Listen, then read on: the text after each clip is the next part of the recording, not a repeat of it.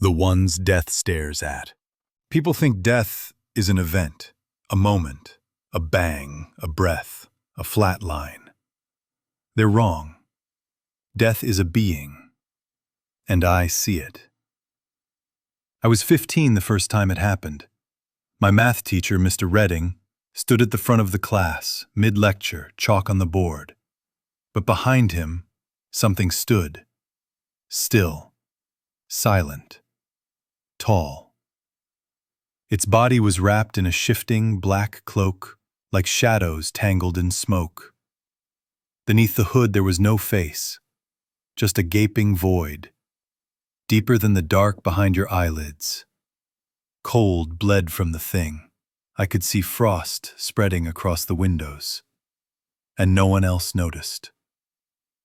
3 days later, Mr. Redding died of a heart attack in the middle of the school parking lot. And the thing was gone. That's how I learned. When I see it, they're going to die. Not immediately, not always violently, but inevitably. The closer they are to death, the more its cloak starts to cover them. It slides over their shoulders, down their back, like a shroud of fog wrapping around their body. And once it fully covers their face, they're gone. At 22, I stopped a woman from stepping in front of a bus. I yanked her by the arm just in time. She screamed, called me crazy.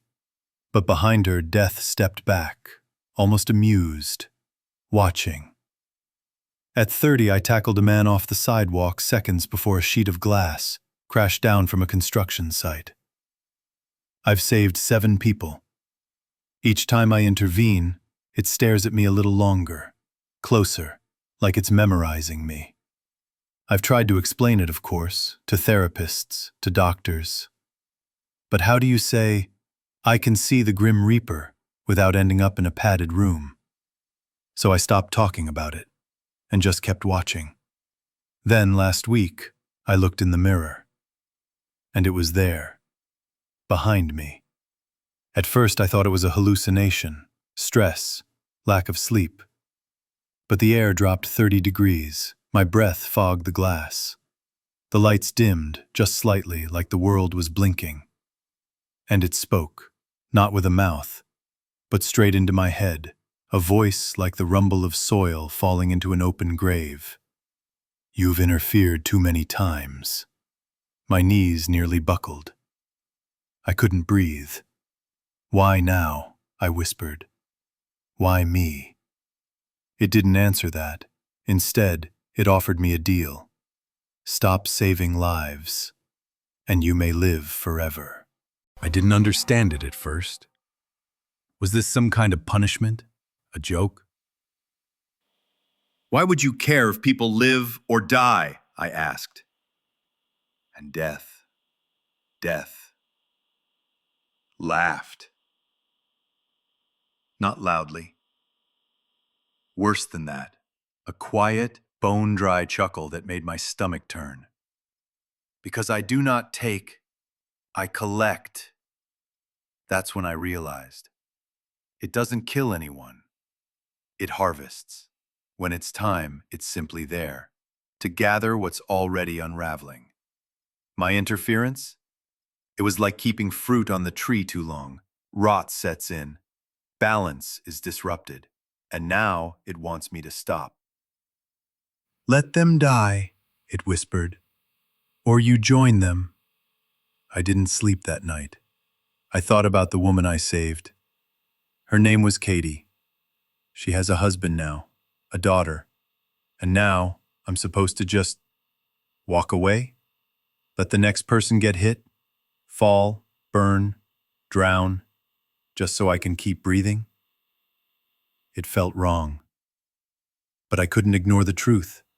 Behind me, every time I looked, the shadow crept closer. I felt it in my spine, in the corners of rooms, in my dreams. It was waiting. Then came the twist. Yesterday, I was walking past a cafe. A man inside, maybe 40s, average, sipping coffee, had death standing directly behind him. Cloak nearly covering his shoulders. I stopped. I stepped inside. But as I reached for the door, the man looked up and smiled at me, like he knew, like he expected me. Then he stood, walked over and said, "You took too long," and dropped dead at my feet. Paramedics came. They called it an aneurysm. No one suspected me. But that night, death stood behind me in the mirror again, closer than ever. I could almost feel the fabric of its cloak brushing my neck. I begged. I screamed. "What do you want from me?" It leaned in. "You broke the balance. You stalled the clock. You think saving lives is noble. But you never asked, what happens to the ones who were meant to go?" And then I saw them. For the first time, it showed me. Every person I saved. Sick, broken, cursed with time they weren't meant to have. Katie, the woman from the bus, her daughter dies in 6 months. The man I pulled from the falling glass, he kills someone in a drunk driving accident. Every second I gave them came at a cost. Time doesn't forget. It only collects interest.